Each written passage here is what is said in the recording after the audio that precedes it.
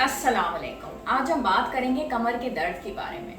और 3/4 of the world population जो है अपनी लाइफ में अक्सर और बेशतर कमर के दर्द का शिकार होता है। लेकिन चंद दिनों में ही कमर का दर्द जो है ज़्यादातर लोगों का दूर हो जाता है। जिन लोगों का दर्द ये नहीं दूर होता उसके कुछ वजूहात होते हैं। या तो वो कहीं ना कहीं से आ रहा होता है, वो नर्व्स की वजह से भी हो सकता है, बोन्स की वजह से भी हो सकता है, मसल्स की वजह से भी हो सकता है, आपने हैवी लिफ्टिंग की है, बेंडिंग की है, प्रेगनेंसी की है, और या तो वज़न की ज़्यादती का आप शिकार हैं। कई दफ़ा ऐसा होता है कि हम चीज़ों को जब उठाना शुरू करते हैं तो हम अपने नीज़ को बेंड किए बगैर चीज़ों को उठा लेते हैं। और कई दफ़ा हमने बहुत ज़्यादा लॉन्ग ड्राइव किया होता है तो आपने कुछ ऐसी टेक्निक्स का ध्यान करना होता है। कार की सीट के ऊपर अगर आप बैठ रहे हो तो आपने एक पिलो रखना बहुत ज़्यादा ज़रूरी है। सोते वक्त आप अगर करवट की तरफ सो रहे हो तो अपने नीज़ को बेंड कर लिया करें। आपका जो मैट्रेस हो वो बिल्कुल सॉफ्ट नहीं होना चाहिए, उसके नीचे एक प्लाई की बिल्कुल लेयर होनी चाहिए जो अच्छी खासी मोटी हो ताकि आपको अच्छी सपोर्ट मिल सके। जब आपको कमर की तकलीफ हो रही होती है तो आप बिना वजह पेन किलर्स का बहुत ज़्यादा इस्तेमाल शुरू कर देते हैं। देखें अगर वो एक्यूट है या क्रॉनिक है। एक्यूट है तो चंद दिनों में चला जाएगा, क्रॉनिक है तो 2 हफ्ते, 3 हफ्ते, 4 हफ्ते या फिर बहुत ज़्यादा तो हो गया तो 12 हफ्ते। उसके बाद आपने डॉक्टर को दिखाना आपके लिए बहुत ज़्यादा ज़रूरी है। और डाइट में आप ऐसा क्या कर सकते हैं, डाइट इसके लिए बहुत इंपॉर्टेंट रोल प्ले करती है। करना आपने ये है कि वो चीज़ें जिनमें कैल्शियम मौजूद है, पोटाशियम मौजूद है, मैग्नीशियम मौजूद है, उसका इस्तेमाल ज़्यादा करें ताकि आपको ये चीज़ दोबारा रिपीट ना हो। वज़न की ज़्यादती का अगर आप शिकार हैं तो उसको कम करें और फलों का और सब्जियों का और दालों का इस्तेमाल अपनी डाइट के अंदर बहुत ज़्यादा करें। पेन किलर्स का इस्तेमाल कम से कम करते जाएं। डॉक्टर को दिखाना ज़रूरी हो जाएगा अगर इतने हफ्ते गुजर चुके हैं और आपका ये दर्द ठीक नहीं हो रहा। कई दफ़ा ऐसा होता है कि नर्व ब्लॉक भी कर दी जाती है। ट्राइसाइक्लिक एंटी डिप्रेसेंट्स इसमें अच्छा रोल प्ले करते हैं, लेकिन इसका फैसला और इसका तयन जो होगा वो के डॉक्टर ही करेंगे। ग्रेन्स का इस्तेमाल कैल्शियम, मैग्नीशियम और पोटाशियम के अलावा भी डाइट में बहुत अच्छा रहता है।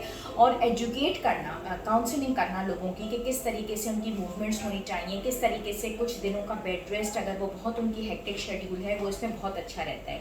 हीट कंप्रेसेस भी बहुत इसमें अच्छे रहते हैं, हीट अप्लाई करना अच्छा रहता है। कई दफ़ा कोल्ड कंप्रेसेस में बहुत अच्छा रहता है। तो इसका फैसला भी हम पेशेंट की एग्जामिनेशन के बाद ही करते हैं।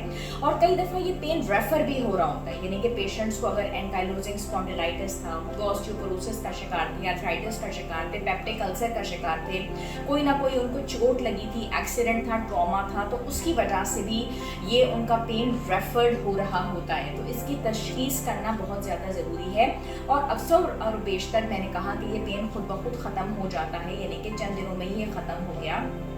और ये जो कमर का दर्द है हो सकता है कि वो किसी न किसी एरिया की तरफ से भी आ रहा हो, यानी कि लेग्स की तरफ से या आर्म्स की तरफ से भी ये कमर की तरफ आ रहा हो और ये खुद ब खुद ख़त्म हो जाएगा। लेकिन मसाज कई दफ़ा या कि थेरेपी कराने से या फिजियोथेरेपी कराने से भी इसमें बहुत नुमाया फ़र्क पड़ता है। और दूसरी बात ये कि बच्चों बड़ों सब में हो सकता है और इसमें आराम के लिए कहा जाता है, यानी कि रेस्ट लेना इसमें बहुत ज़्यादा ज़रूरी है। मेजॉरिटी जो केसेस में ये सेल्फ रिमिटिंग होता है।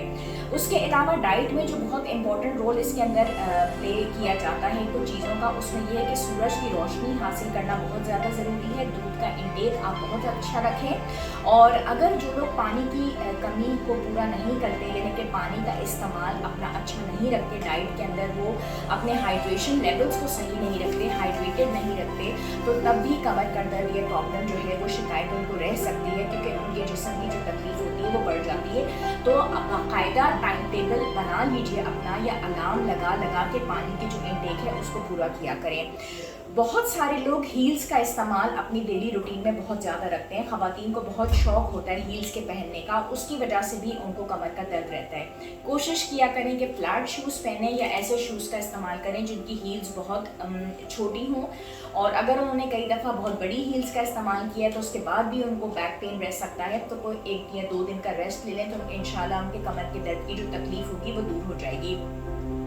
स्टेयर्स पे चढ़ना उतरना अगर लोगों की रूटीन में बहुत ज़्यादा शामिल है, क्लाइंबिंग ऑफ द स्टेयर्स, उसकी वजह से भी कमर का दर्द हो जाता है। जब भी चला करें अपना पोस्चर बिल्कुल स्ट्रेट रखें, बैठा भी बिल्कुल स्ट्रेट करा करें अपने आप को, और पेट अंदर करके स्ट्रेट रह के चलें और स्ट्रेट रह के बैठें। वो लोग जिनको कमर की तकलीफ है या कमर की तकलीफ का वो शिकार है, इन टिप्स के ऊपर अगर वो अमल करेंगे तो इंशाल्लाह उनको बहुत ज़्यादा फ़ायदा होगा।